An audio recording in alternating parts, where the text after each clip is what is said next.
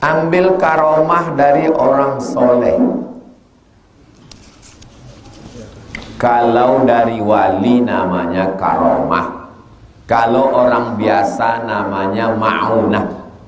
Kalau orang pelaku dosa namanya istidraj. Kalau nabi namanya mukjizat. Kalau wali namanya karomah. Kalau orang biasa namanya ma'unah. Kalau orang jahat namanya istidraj. Apa hukum minta doa kepada orang soleh? Minta doa kepada orang soleh sunnah. Dalilnya mana? Kata Nabi, nanti kalau dia datang ke sini minta doa sama dia. Loh, heran sahabat, masa kami minta doa sama dia? Doa dia makbul, kata Nabi. Orang itu namanya Uwais al-Qarni. Itulah dalil doa boleh. Sekarang datanglah Syekh Usamah Al-Azhari. Lalu saya minta doa sama dia. Syekh, doakan saya. Boleh apa tak boleh? Boleh, sunnah. Dari mana Ustaz tahu dia soleh? Jelas dia profesor doktor, hafal hadis, ulama besar, Azhari. Iya, tapi batinnya, siapa tahu batin? Batin solapan. Nahnu nahkumu bizawahir. Kita menengok zahir. Allah ya tawallas sarair. Yang tahu batin itu kan Allah Ta'ala. Kita tengok dia soleh, baik, kita minta doa. Datang Buya Yahya, saya bawakan anak saya, doakan dia Buya. Jumpa Habib Syekh, kebetulan keponakan saya bukakan kepalanya, doakan dia Habib Syekh. Datang Syekh Mustafa Abdul Nabi, saya bawakan anak saya, minta doa. Datang dukun, udah jelas dukun, bodoh minta doa sama dukun. Dukun aja lapor polisi waktu sama pesulap merah. Kalau memang bisa orang itu menyantet, kenapa tak disantetnya aja? Lapor polisi juga. Polisi pun heran, kata polisi, aku aja ke dukun.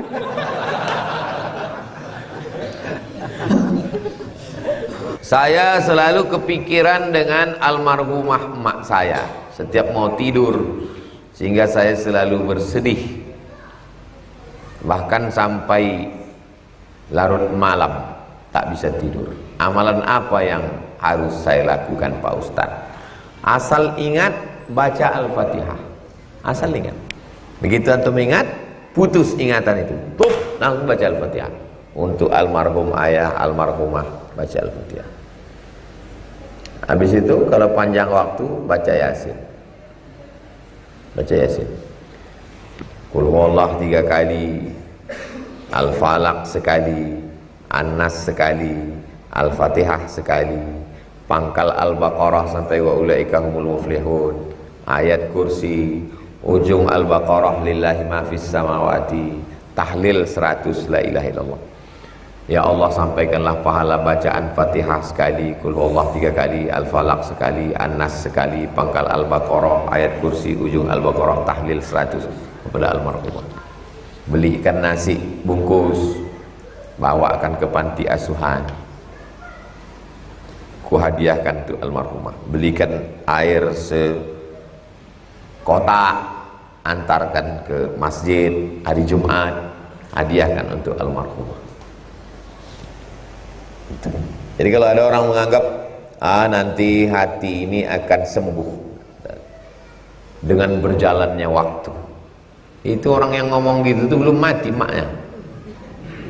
Kalau ada orang ngomong gitu, nanti dengan berjalannya waktu, tanya, mak kau masih hidup? Masih, tak usah kau bercakap. Nanti belum mati mak kau. Tidak ada berjalannya waktu hati kita menjadi baik, tidak. Nanti dia akan hilang kalau kita mati, baru dia hilang. Kalau untuk mati baru dia hilang. Selama kita masih hidup tak akan hilang itu, tetaplah dia. Yang bisa menghilangkannya hanya perbuatan baik. baca Quran, zikir, sedekah, kasih air, sumur bor, pembebasan tanah. Saya masih mahasiswa Pak Ustadz, tak ada duit. Baca Quran. Baca Quran pun saya tak bisa Pak Ustadz. Tahlil la ilaha illallah. Ya Allah, sampaikanlah pahala tahlil yang kubaca ini 1000 kali untuk almarhumah. Nah, itu bisa. Lain daripada itu bukan kuasa kita. La yukallifullahu nafsan illa wus'ah. Kematian adalah obat dari segala penyakit. Penyakit sombong, penyakit angkuh, apa obatnya? Mati. Asal sudah mati selesai penyakit. Kerinduan mati. Antum yang rindu dengan almarhumah, sabar, nanti mati hilang. Tidak ada obat lain. Jatuh cinta tak jadi nikah, mati. Kematian adalah tempat peristirahatan bagi para pencinta, bagi para orang-orang yang berkasih sayang. Makanya sahabat Nabi itu mereka cepat ingin supaya bertemu dengan Nabi Muhammad SAW. Saya ingin bertanya, saya sudah berumur 78 tahun. Saya pelupa. Bagaimana doa supaya tak lupa?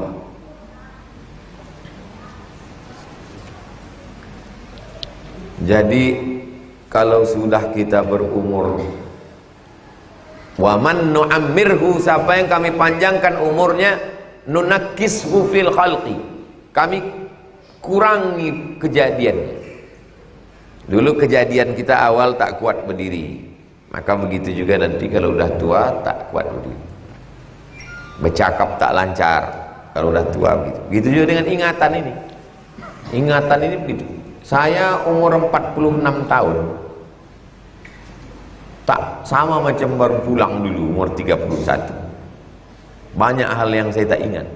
Maka selalu saya catat itu, di note itu saya catat. Hari ini apa yang mesti saya lakukan, jam ini siapa yang datang, detail jam itu, jam 8, jam 9, jam 10, jam 11. Nanti apa? Kalau tidak lupa saya. Jadi itu memang udah tak tertolong lagi. Ingat aja anak sama bini udah alhamdulillah.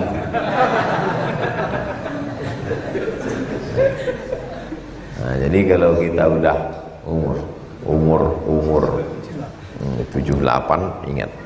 Adapun tentang masalah sembahyang, sholat, kadang lupa rakaat berapa, maka ayatnya yang panjang-panjang. Iftitah, Fatihah, ayat, kulhu, inna ataina, wal asri, ruku, sujud. Karena kena penyakit namanya demensia.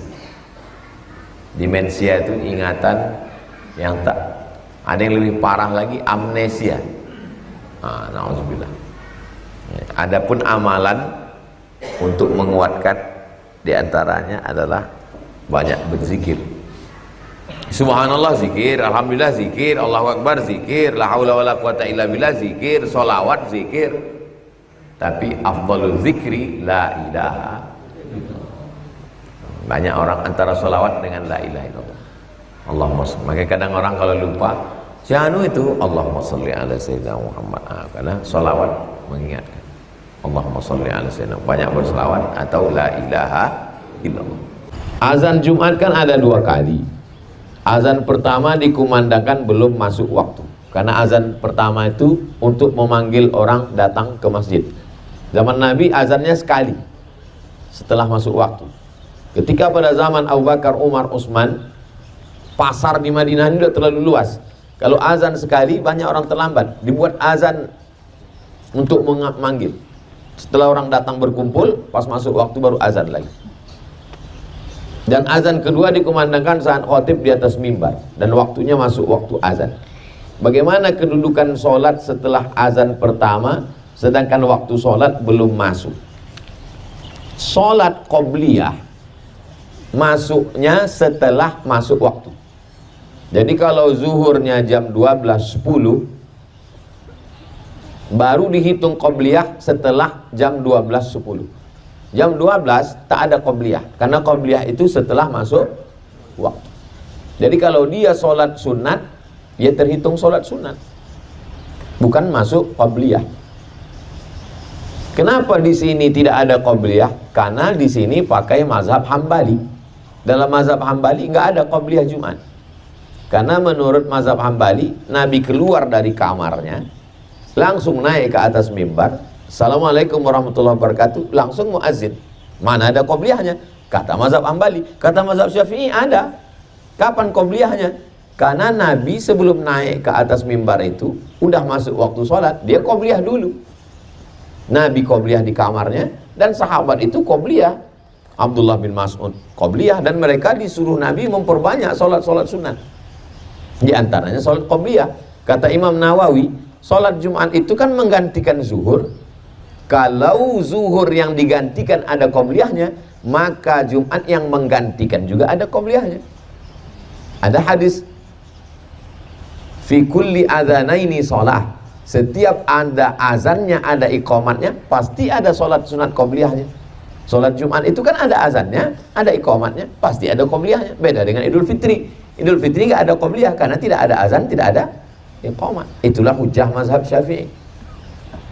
Itu perbedaan. Iya, tapi Pak Ustadz di sini nggak ada. Di sini tidak ada qabliyah itu sejak 1924. Karena mazhab resmi negara mazhab Hambali. Sebelum itu Makkah Madinah ini mazhab resminya adalah mazhab Syafi'i. Baru sejak 1924 sampai sekarang 2023 ini, baru 100 tahun belakangan ini dia bermazhab Hambali. Jadi kalau mau melaksanakan qabliyah setelah azan, sebelum azan tidak disebut dengan qabliyah. Saya Ibu Ayu Jamilah dari Medan. Ustadz, saya mau bertanya, unek-unek di hati tapi ya, maaf. Ustadz, apa hukumnya bila istri bekerja di luar negeri? Apakah suami wajib menafkahi istri? Dan apa hukumnya apabila suami berkata, kalau mau diberi nafkah harus satu rumah? Dan apa hukumnya bila suami selalu menuduh istrinya bekerja karena jauh dari suami tapi dicurigai?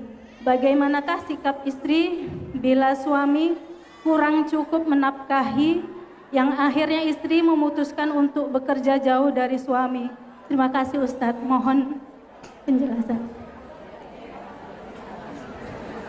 Silakan Ustadz. Kalau istri bekerja di luar negeri, berarti dia berjumpa suaminya berapa hari sekali? 2 tahun. Bininya berapa? 1. Itulah banyak kejadian ditransfer duit, rupanya dibangunkannya ke perempuan lain. Itu tak bisa disalahkan. Tak bisa disalahkan lakinya itu. Kenapa? Karena dia masih manusia. Dia bukan malaikat. Jadi wahai perempuan, kalian mesti paham. Kepala rumah tangga laki-laki mencari nafkah. Kalau cukup untuk makan pakaian sekolah anak, cukup. Carilah usaha, apalagi sekarang bisa dagang online. Bumbu pecal, kerupuk, keripik, dodol. Bingung kami memasarkannya. Kirim videonya, nanti saya share di Instagram saya. Share. Berapa persennya nanti kita bahas.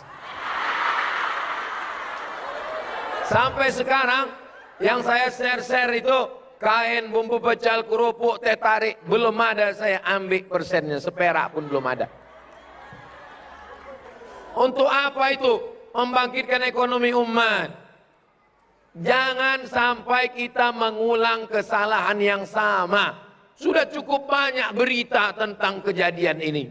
Tentang laki, malu saya menceritakannya. Karena tujuan dari pernikahan adalah litaskunu ilaiha, supaya kalian merasa tenang, sakinah. Tak terbayangkan itu gimana. Perempuan jauh, suami. Secara psikologis, secara biologis, secara pendidikan, secara kasih sayang. Adapun saudara kita yang amat sangat susah. Kalau tak pergi istrinya mati mereka sekeluarga. Kita doakan mereka bisa menjaga diri. Dan setelah kontrak 2 tahun pulang, jangan pergi lagi. Duit yang dapat itu untuk modal usaha. Ini dapat duit hasil 2 tahun pulang, beli kulkas sebesar rumah, beli TV besar. Habis itu duit habis, pergi lagi. Ini mau dibawa kemana hubungan ini? Suami itu kebahagiaannya bukan duit. Suami itu kebahagiaannya adalah waktu kalian buatkan pagi-pagi teh, kalian tanya dia, abang mau teh manis atau teh manis yang perhatian dan penyayang?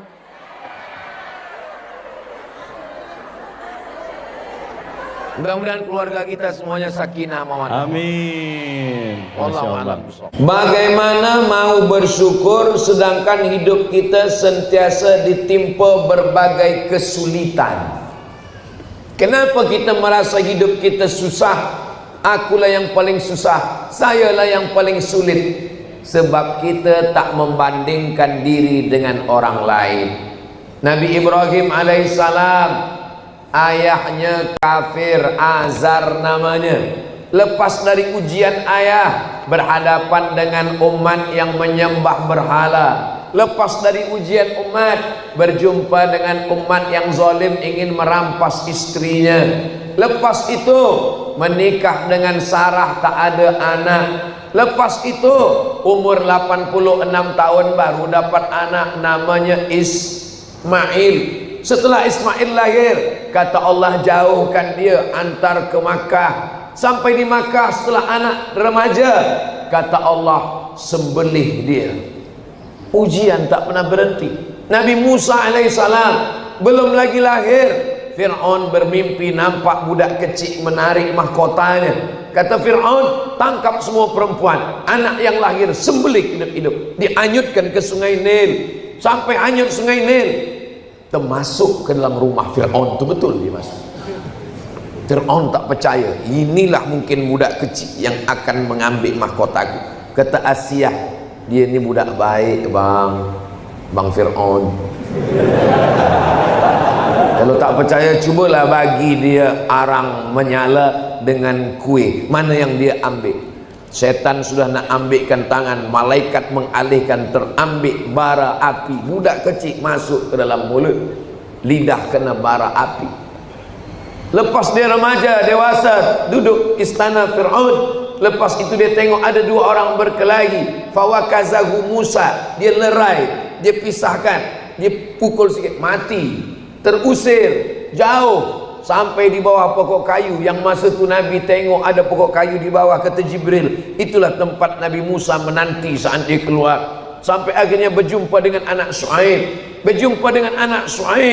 akhirnya nikah dengan anak Shu'aib. Maharnya 8 tahun mengembala kambing. Bukan mengajarkan surat Ar-Rahman, bukan senang. Selepas dia kuat, dia berhadapan dengan Bani Israel, menghadap Fir'aun, dikejar-kejar Fir'aun. Nabi Zakaria, Nabi Yahya, Nabi Isa, mana ada mereka yang lepas daripada ujian?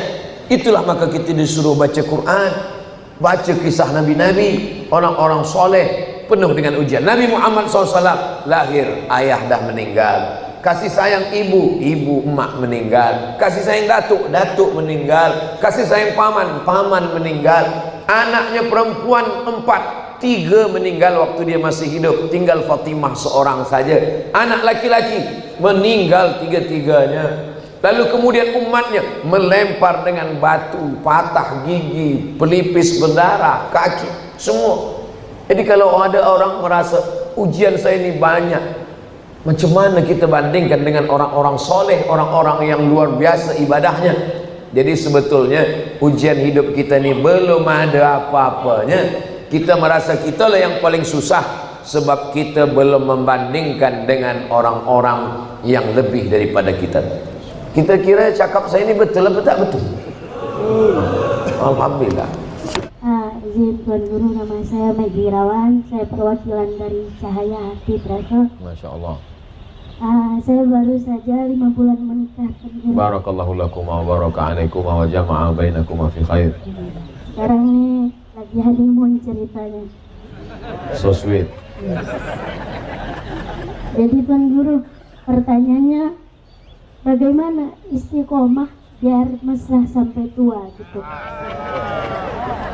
Karena kemarin makan bakso suap-suapan sama istri. Terus ada bapak-bapak sama ibu-ibu, Bu suapin juga lah, ndaklah kami udah tua. Apa tipsnya biar kita istiqomah sampai tua, kita bisa selalu mesra Tuan Guru? Itu aja, terima kasih. Selamat Girawan. Waalaikumsalam warahmatullahi wabarakatuh. Mudah-mudahan Bapak Ibu semuanya istiqomah mesra sampai mati. Yang pertama, pasangan itu adalah kiriman dari Allah Subhanahu wa taala. Ada orang dikasih raja pena. 3 orang dikasih pena. Kata orang yang pertama, aduh, masa raja cuma ngasih pena? Kalau tahu kasih pena nggak datang aku tadi. Kata yang kedua, syukurlah dapat pena daripada nggak dapat apa-apa. Bisa aku pakai menulis. Kata orang yang ketiga, yang kulihat bukan penanya, tapi yang kulihat adalah siapa yang memberikannya. Jadi kalau kita lihat yang memberikan itu adalah Allah, maka itu akan membangkitkan rasa sayang kita, karena itu adalah kiriman dari Allah Subhanahu wa ta'ala. Tapi Pak Ustadz, yang di rumah saya ini kiriman juga macam malaikat maut. Kiriman Allah Subhanahu wa ta'ala. Itu kiriman Allah Subhanahu wa ta'ala. Jadi kita memandang nikmat itu bukan pada nikmatnya, tapi pada siapa yang memberikannya. Tidak ada yang lebih besar, lebih mulia, lebih terpuji dari Allah. Kenapa itu yang dikirimkannya ke saya, Pak Ustadz? Karena itulah yang bisa menyeimbangi iman Bapak. Iman Bapak setengah, 50%. Iman Ibu juga setengah. Man tazawwaja, siapa yang menikah, faqad istakmala nisfal iman. Dia sudah menyempurnakan setengah iman. Yang kedua, beda cara berpikir laki-laki dengan perempuan. Laki-laki itu berpikir apa yang saya berikan. Perempuan itu berpikir apa yang kau ucapkan. Jadi apapun yang Bapak beri, kalau Bapak diam, dia macam tak ada barang itu. Tapi kalau Bapak ucapkan, nah itu sesuatu yang luar biasa. Itulah yang disampaikan Nabi. Makanya Nabi memilih kata. Dipilihnya kata yang paling tepat untuk memanggil Aisyah. Apa kata dia? Ya Humaira. Karena perempuan selalu mengingat kata. Apa yang Bapak ucapkan, itu yang diingatnya sampai mati. Nah, maka balik dari sini Bapak panggillah dia ya Humaira. Humaira artinya orang yang kena panas kulitnya putih kemerahan. Nanti balik dari sini panggillah ya Humaira, mana makan siang abang? Tapi dia tak putih Pak Ustadz, nggak apa-apa. Jangan sepelekan perbuatan baik walaupun kecil, kata Nabi. Sekecil-kecil perbuatan baik, idkhalus surur fi qulubil mu'minin, menyenangkan hati orang. Menyenangkan hati orang dengan kata-kata itu sudah luar biasa. Ya Humaira. Yang terlalu jujur, panggil pula istri ya Hajar Aswad. Yang ketiga, anggap ini hari terakhir Bapak. Ini hari terakhir aku hidup, maka aku bercakap mesti lembut, maka aku mesti baik, supaya yang kutinggalkan adalah kenangan baik. Kenapa laki-laki tidak memberikan yang terbaik? Karena dia anggap masih lama lagi, panjang umur. Begitu juga dengan perempuan. Ibu anggap ini hari yang terakhir. Bang, nampaknya ini hari terakhir abang nih. Salah itu. Bukan hari terakhir dia, hari terakhir kita. Jangan dibalik ceramah ini. Dibalik ke rumah kata Ustadz, bang ini hari terakhir abang, jadi semua kasihlah kemari. STNK, BPKB itu baru semua. Bukan gitu maksudnya. Maksudnya kita ya. Jadi saya merasa ini adalah hari terakhir saya. Pertama, ini kiriman Allah, ini hadiah terbaik dari Allah. Yang kedua, pilihan kata. Yang ketiga adalah bahwa kita meyakini ini hari yang terakhir. Yang keempat, khairukum li ahli. Orang yang paling baik di antara kamu adalah orang yang paling baik kepada istri.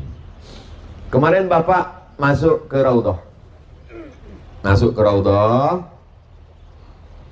Masuk ke Raudhah, tiang yang pertama sebelah kiri, yang dinding kamar Nabi itu ada tulisan Ustuwanatus Sarir. Sarir tempat tidur. Dibentanglah tempat tidur di bawah tiang itu. Tempat tidur Nabi itu pelepah kurma yang dianyam. Pelepah kurma disusun. dianyam pakai daunnya di atas lembut, tidurlah Nabi di situ. Waktu Nabi mau bangun berbekas di pundaknya. Datang Umar bin Khattab, kami ganti dengan kasur ya Rasulullah, tak layak aku pakai itu, kata Nabi. Nabi bersandar di situ.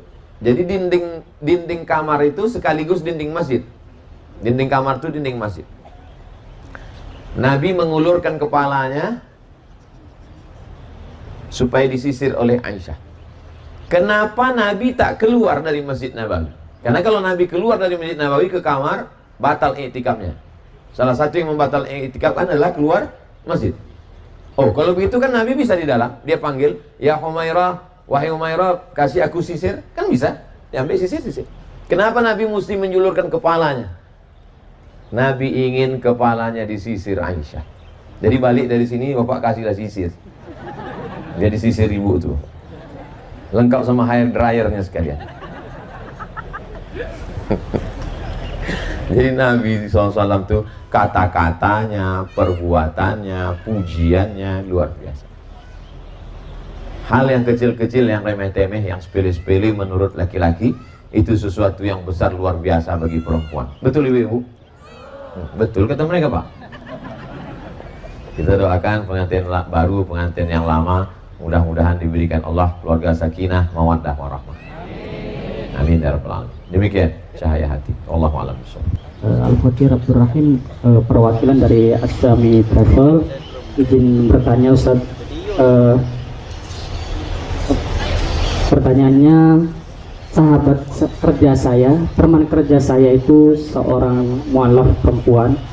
Beliau menikah dengan pasangannya dan mengikuti dengan suaminya. Namun setelah mengikuti suaminya, beliau tinggal di lingkungan mertuanya. Tapi setelah tinggal di situ, beliau tidak boleh ketemu dengan keluarganya karena keluarganya itu belum masuk Islam, masih non Muslim, dan dilarang untuk makan dari makanan yang dari orang tuanya dan bekas dari peralatan makannya, baik itu dari piringnya dan yang lainnya, dengan alasan itu mungkin terkena makanan yang masih mughalladhah gitu Ustaz. Ya. Izin Ustaz. Terima kasih. Assalamualaikum warahmatullahi wabarakatuh. Kalau seorang anak masuk Islam, apakah putus silaturahimnya dengan ayah ibunya yang tak Islam? Wah, itu hebatnya jamaah kita nih. Belum dijawab udah bisa menjawab.